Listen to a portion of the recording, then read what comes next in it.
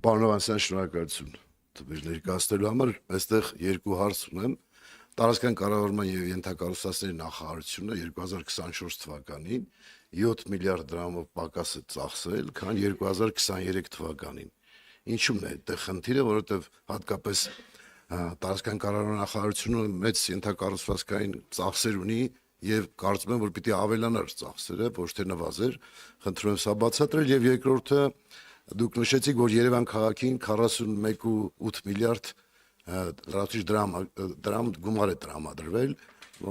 ընդհանուր գծերով կարող եք ասել ինչ նպատակով է հատկացվել այդ գումարը։ Շնորհակալություն։ Եթե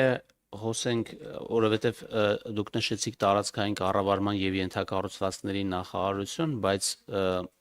սա միայն վերաբերվում է ջրային ոլորտի ծախսերին։ Այստեղ եթե փորձեմ հիմնական տարբերությունները ասեմ, օրինակ ջրամատակարարման եւ ջրահեռացման համակարգի հիմնանորոգման վրա պլանավորված էր ծախսել 1 միլիարդ 916 միլիոն, ծախսվել է 603 միլիոնով ավելի պակաս։ Ես մանր շեղումները հիմա չեմ ասի, ընդհանուր ջրամատակարարման եւ ջրահեռացման բարելավման ծրագրում պակաս է ծախսվել 1 միլիարդ դրամ։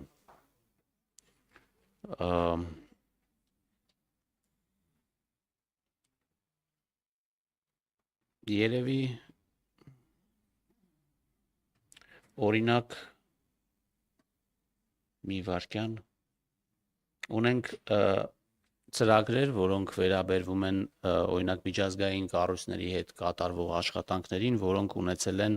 որոշները ունեցել են 0 կատարողական։ Օրինակ Գերմանիայի զարգացման բանկի աջակցությամբ իրականացվող Ախորյան գետի ջրային ռեսուրսների ինտեգրված կառավարման Ջրաձոր գյուղի վերաբնակեցման համար 1 միլիարդ 486 միլիոն դրամ էր նախատեսված, որը չի ծախսվել։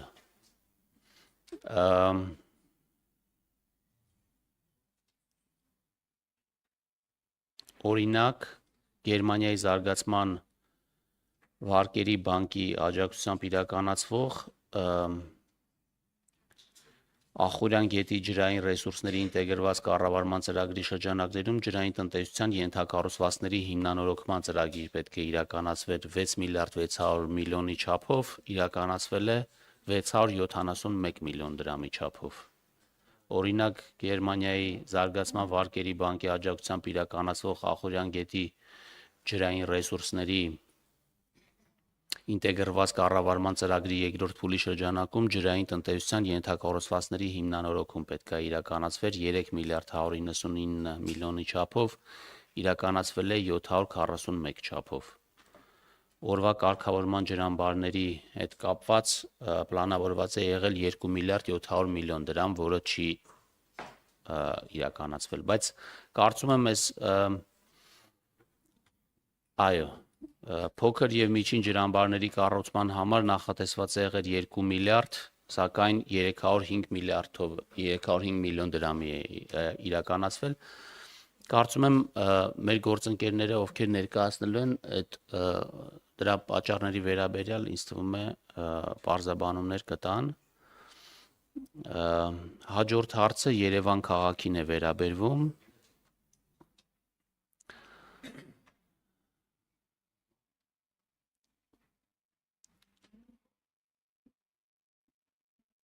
Երևան քաղաքին պետական բյուջեից համահարթեցման սկզբունքով տրվող դոտացիաները Երևան քաղաքին կազմել են 8 միլիարդ 436 միլիոն դրամ։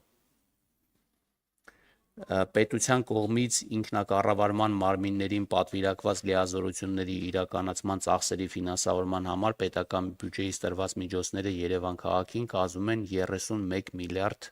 65 միլիոն դրամ։ Կապիտալ սուբվենցիաներ համայնքներին կազմել է